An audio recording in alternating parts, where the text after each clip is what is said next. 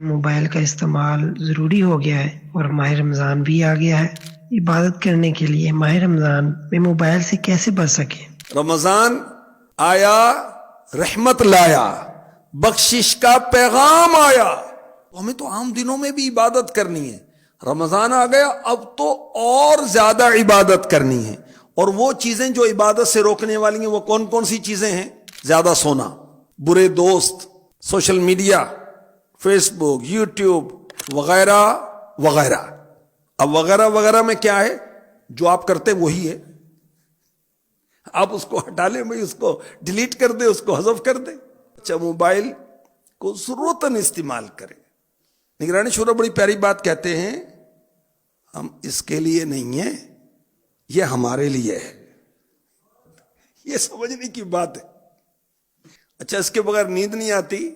صحیح بات تو یہ ہے کہ جن کی نیند اچاٹ ہے، نیند نہیں آتی یا پرسکون نہیں آتی یا جلدی نہیں آتی، اس کی ایک وجہ موبائل بھی ہے۔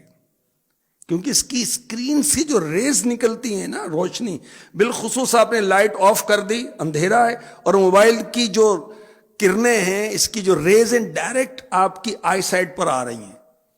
تو اللہ نہ کرے کہ آنکھوں کو نقصان پہنچے، نظر کمزور ہو جائے یا اور کوئی مسئلہ ہو جائے۔ تو رمضان آ گیا، اب بھی اس طرح کی حرکتیں ہم کریں گے، بھئی صحت بھی خراب، دماغ بھی خراب، نیند نہیں آ رہی، انزائٹی ہو جائے گی، ڈپریشن ہو جائے گا۔ جب بھی نیند نہیں آئے گی، سکون نہیں ملے گا۔ اللہ کا نظام ہے، ہمارا معدہ بھی کام کرتا ہے، جگر بھی کام کرتا ہے ہماری نیند کے اندر، ہمارا دماغ بھی ریسٹ کرتا ہے، پورا جسم ریچارج ہو جاتا ہے۔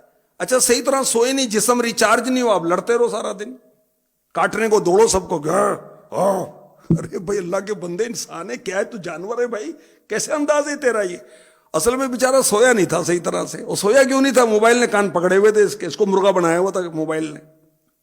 اللہ کی پناہ۔ تو موبائل کو اپنے سے دور رکھنا چاہیے کہ اسپیشلی اٹھ کے پکڑنا پڑے ایسا۔ اچھا، اگر موبائل دیکھ کے سونے کی عادت ہے تو پھر تسبیح فاطمہ کیسے پڑھیں گے بھائی؟ سوتے وقت تو تسبیح فاطمہ پڑھنی چاہیے، کہ جو سوتے وقت تسبیح فاطمہ پڑھے گا سارا دن کی تھکن دور ہو جائے گی، اگلے دن کے لیے کام کرنے کی ہمت پیدا ہو جائے گی، انرجی مل جائے گی۔ 33 بار سبحان اللہ، 33 بار الحمدللہ، 34 بار اللہ اکبر سوتے وقت یہ پڑھیں۔ دیکھیں تھکن دور کیسے ہوتی ہے، اگر موبائل پہ لگے رہے گی تو یہ کیسے پڑھیں گے؟ تینوں کل تین بار، تینوں کل سورہ اخلاص، سورہ فلق، سورہ ناس، ان کو سوتے وقت ہمارے آقا صلی اللہ علیہ وسلم تلاوت فرما کر اپنے مبارک ہاتھوں پر دم کرتے، اپنے جسم مبارک پر پھیرتے تھے، ایک مرتبہ، دوسری مرتبہ، تیسری مرتبہ۔ یہ عمل کریں، نیند بھی آئے گی، تھکن بھی جائے گی، جن بھوت بھی بھاگ جائے گا۔ کہ جی مجھے دباؤ پڑتا ہے، وہ بڑا وزن سا محسوس ہوتا ہے، ارے پڑھو نا، اللہ رسول کا نام لے کر سو بھائی، موبائل سے اتنا دل نہیں لگاؤ یار۔ اچھا، آپ کچھ اس کو یوز کرنا چاہتے ہیں تو اس کے جو فائدے والی چیزیں ہیں وہ لیں آپ۔